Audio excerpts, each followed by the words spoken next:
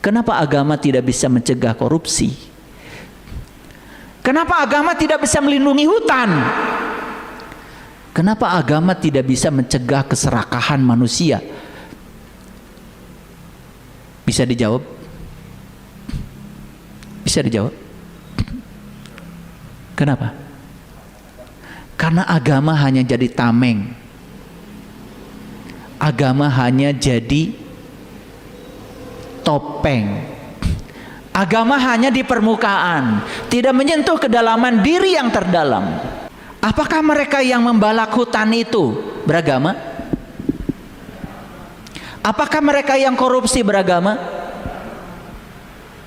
Apakah mereka yang membuat pelecehan seksual bahkan di tempat-tempat yang dipercaya oleh masyarakat sebagai pusat pendidikan beragama?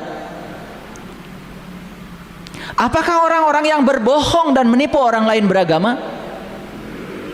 Apa yang Bapak Ibu bisa simpulkan dari pertanyaan saya? Sehingga orang sekarang berbohong merasa wajar, mengambil hak orang lain yang jumlahnya sangat besar menganggap wajar. Saya nonton televisi tadi malam, kalau dijumlahkan katanya pembalakan hutan itu yang terjadi di Sumatera itu sekitar 1.300 triliun uang rakyat. Berapa dapur yang bisa dibangun? Berapa SPPG yang bisa dibangun untuk membuat anak-anak kita makan bergizi? Saya kasih tahu sahabat-sahabat yang punya dapur, jangan main-main dengan uang. Kalau 10.000 dari negara, 10.000 jadi kurangi lagi. Kalian mungkin dapat M tapi nggak dapat E, tidak ada energinya.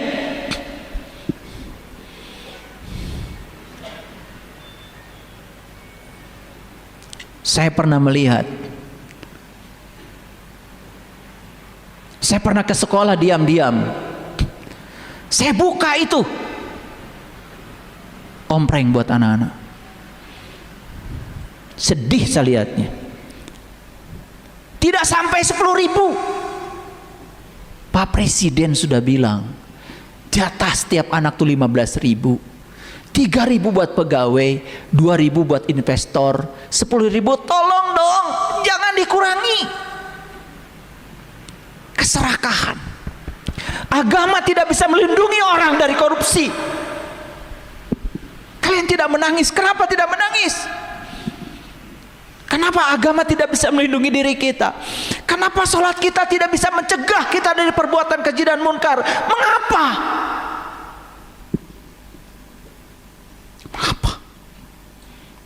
Kita bangga, agama saya paling ini, paling itu, katanya rahmatan lil alamin. Berdoa saja hanya untuk kelompoknya, tidak untuk seluruh alam. Banyak yang mengejek saya ketika saya berdoa, semoga seluruh makhluk hidup, baik yang kelihatan yang tidak kelihatan, setiap ruang dan waktu di semua tingkatan, senantiasa berbahagia dan bebas dari segala penderitaan. Itu yang namanya doa sapu jagat. Tidak memilah siapa orangnya, tidak memilah bangsa mana, tidak memilah apakah dia masih ada di sini atau sudah tidak ada, yang kelihatan maupun yang tidak kelihatan, di setiap ruang dan waktu di semua tingkatan. Doakan mereka berbahagia dan bebas dari segala bentuk penderitaan. Itu rahmatan lil alamin, itu sumber cinta. Jangan cuma ngomong di mulut, tapi orang lain tidak merasakan kedamaian ketemu Anda. Paham sampai sini? Oke. Bapak Ibu, gelombang theta ini muncul bisa saat seseorang meditasi, bisa juga seseorang sedang sholat khusyuk. Itu yang diajarkan Nabi Muhammad. Kenapa umat Islam, umatnya beliau ini, disunahkan untuk qiyamul lail. Di sepertiga malam itu kamu bangun. Tetapi pertanyaan saya, betulkah saat sholat kita sedang memancar gelombang theta?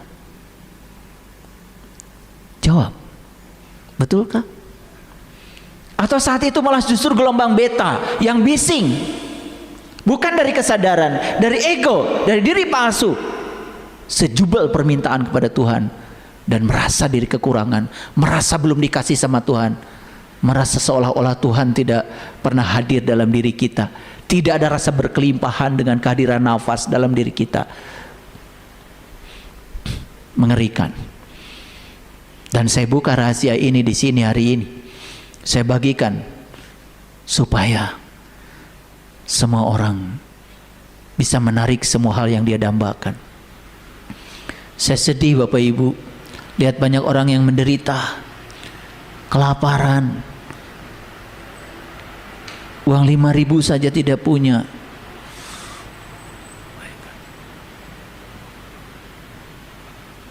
Pegawai saya bilang hari Minggu kalian jangan kerja, istirahat.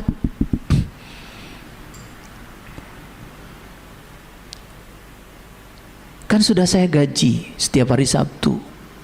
Jawabannya apa? Gaji yang saya terima dari Bapak sudah habis. Kalau hari Minggu saya nggak kerja, saya nggak makan. Habis hidup hanya untuk bertahan hidup, boro-boro untuk mengembangkan hidup, boro-boro berpikir hidup untuk orang lain. Kenapa bisa begitu? Apa mereka tidak kerja keras? Apa mereka tidak kerja keras? Keras sekali kerjanya, bahkan hari Minggu masih kerja.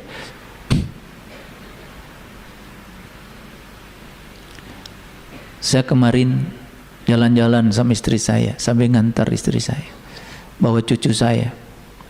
Cucu saya yang perempuan itu dekat dengan saya. Kalau jauh dari saya pasti panggil, ya. Ketemu banyak orang karena mereka kenal saya. Dan mereka mengomentari, kok Bapak masih sempat ngurus cucu? Ngurus cucu lebih penting daripada ngurusi jamaah. Ngurus cucu lebih penting daripada ngurus kajian. Buat apa saya ngasih kajian pada orang lain sementara cucu saya tidak bahagia dengan saya? Siapa saya? Untuk mengukur bahwa saya berada dan saya sumber cinta, setidak-tidaknya orang yang di rumah dulu, anak, istri, cucu, merasakan keberadaan saya. Ada orang sibuk sampai lupa istrinya, cari yang lain.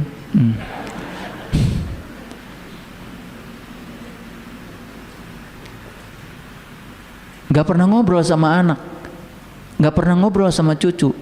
Jawabannya apa? Sibuk. Ini gak sukses.